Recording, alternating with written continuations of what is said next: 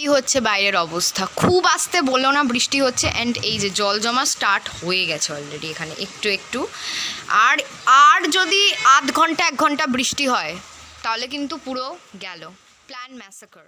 তো এইখানে রয়েছে আমাদের পূজা ইউনিট, আর পূজা ইউনিটের এই যে এই তাকটাতেই আমাদের জগন্নাথ ঠাকুর রয়েছে। এই ঠাকুরটাকে আমরা প্রত্যেক বছর রথে বসাই, এবছরও একেই বসাবো। এখানে কিছু ফ্রেশ ফুল এনেছি আমরা ঠাকুরকে পরানোর জন্য।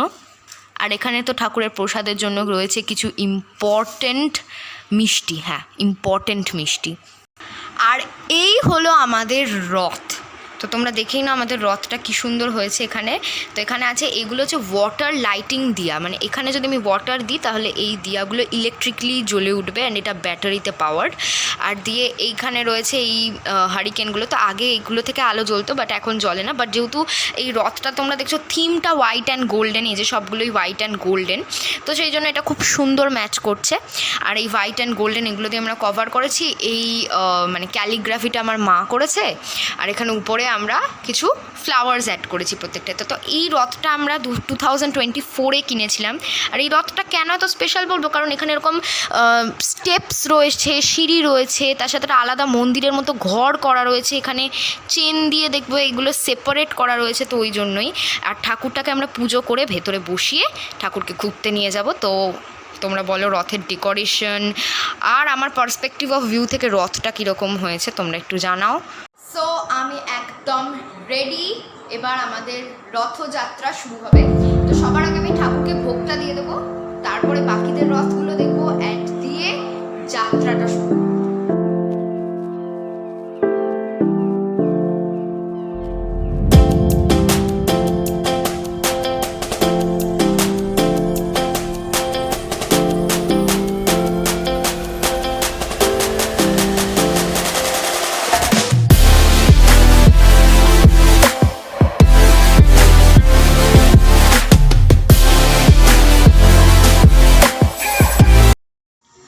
তো গাইজ আমি এখন, আমার রথ হয়ে গেছে সাজানো, ঠাকুরকে আমরা ভোগও দিয়ে দিয়েছি। আর এখন আমি দেখছি আমার বোনের রথটা কতদূর প্রোগ্রেসে আছে আর বাকিদের কী অবস্থা। তারপরে 3টে রথ একসাথে বেরোবে।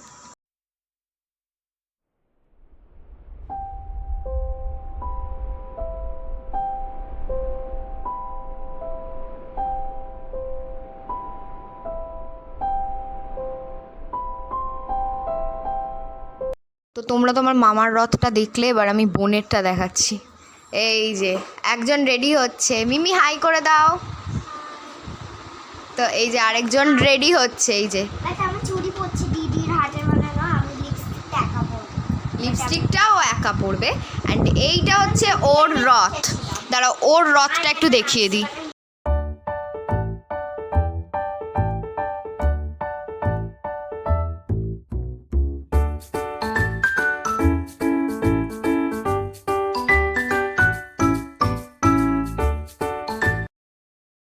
আজকে সন্ধেবেলা দোলা দিদুনের ফ্ল্যাটে প্রীতি রায়ের এই মেসমারাইজিং পারফরমেন্সটা আমাদের সন্ধেটাকে আরও বেশি এন্টারটেইনিং করে দিয়েছিল। সত্যি কথা বলতে, ও যখন আরেকটু ছোট ছিল ও এইসব নাচ গান এরকম নানান রকম অ্যাক্টিভিটিস পারফর্ম করতে খুবই লজ্জা পেত, কিন্তু যখন ও এতটা বেশি কোঅপারেটিভ হয়েছে তখন সত্যি ওর পারফরমেন্সটা এত সুন্দর, তাও আবার রিহার্সাল ছাড়া, সত্যিই কিন্তু একটা ক্ল্যাপ ও ডিজার্ভ করে।